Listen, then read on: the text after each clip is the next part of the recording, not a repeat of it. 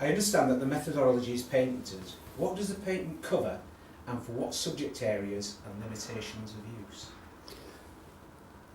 The patent isn't limited to subject areas at all.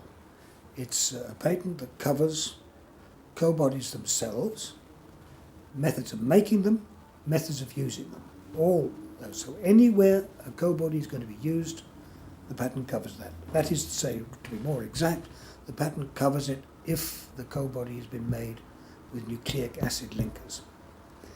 Because you have to have your two binding things, they have to be joined to each other. The joint has to be flexible enough, otherwise it's just not going to bind. If you have too rigid a link, one of the binding places may succeed in binding, the other one can't come round to join it. And that's been the way most chemists have thought about using bivalent or bispecific antibodies. A rigid link to link two different things. We want a flexible link because we want both to bind to the same thing. That's exactly the point. So the patents and the intellectual property are not limited. The fields of use are limited only by the choice of those who want to use them. And that depends on what they want to do. We're starting off, as you know, we're starting off with two suggestions only. Norovirus, which is an epidemic, it presents commonly as an epidemic of diarrheal disease, and it would be very useful to know early on what you're dealing with. Campylobacter, which is very difficult to control in chicken farms, and again it would be a major benefit to public health, never mind chicken health, human public health, if we could find a way to identify the appearance of Campylobacter very early in a flock of chickens. Now, the patent also covers all methods of linking nucleic acids to the proteins for this purpose.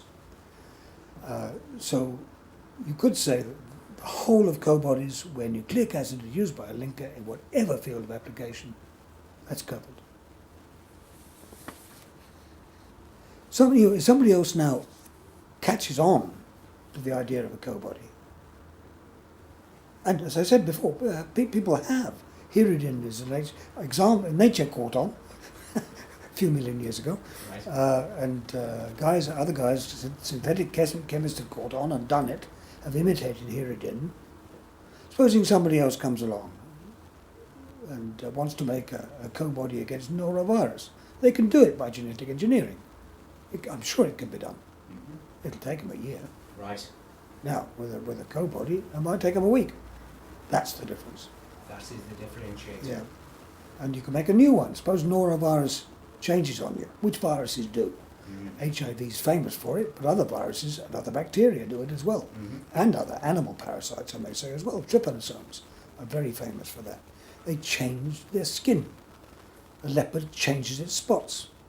Well, if you can make a new binding thing, as I call them, to a different shaped spot, or to different parts of the spot, you can combine them together and make a co-body again, a new co-body, as I say, in a week, not a year. You can be ahead of nature if you want to. You can be ahead of these shifting, antigenic shift it's called. You can be ahead of the antigenic shifts of pathogenic microorganisms. So speed is the key. Speed is a very important advantage of the co-body.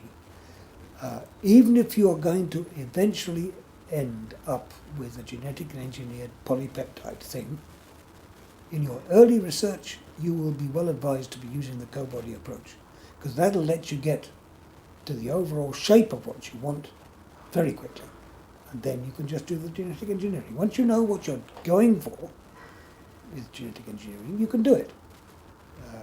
It's now almost routine. But if you're using it to make a few hundred different molecules for trial, then you're looking at cost and time. Right. A co-body will lead you to the point very quickly and let you design your final objective. As I say, I think the co-body has the advantage also because the microorganism, if it shifts, your expensively genetically engineered co-body is not going to work. But a new nucleic acid based co-body will.